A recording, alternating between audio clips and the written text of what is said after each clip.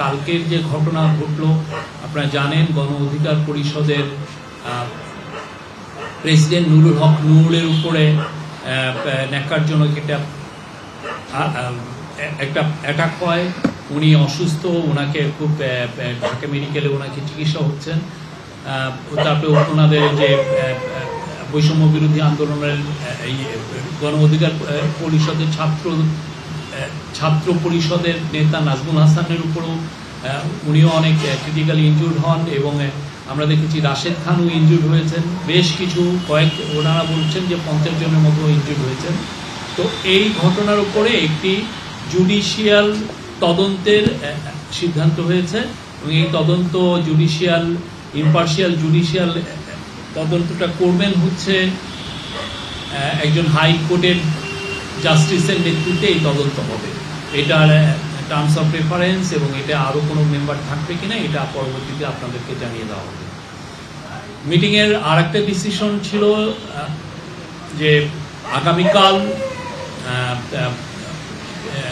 কিছু পার্টির সাথে, রাজনৈতিক দলের সাথে আমাদের চিফ অ্যাডভাইজার বসবেন 3টার সময়। বিএনপির সাথে বর্তমান পরিস্থিতি এবং ইলেকশন নিয়ে আলাপ আলোচনা হবে।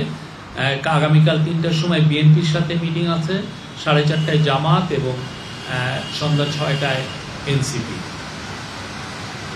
Chief adviser injured Nurul Haq কে ফোন দিয়েছিলেন।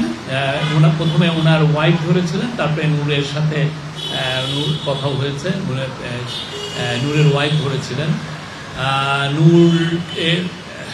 উনি তার সমবেদনা জানিয়েছেন।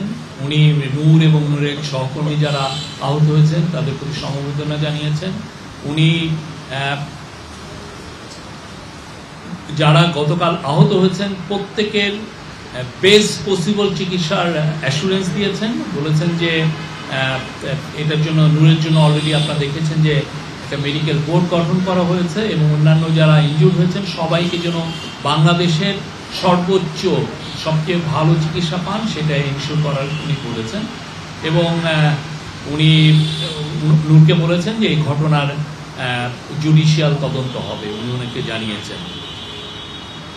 আর যদি প্রয়োজন হয় কারো চিকিৎসার জন্য, তাহলে সেক্ষেত্রে দেখা যাচ্ছে যে বাংলাদেশে থেকে বেটার বাইরে চিকিৎসার প্রয়োজন হবে হলে তাকে বিদেশেও পাঠানো হবে, উনি এটা বলেছেন।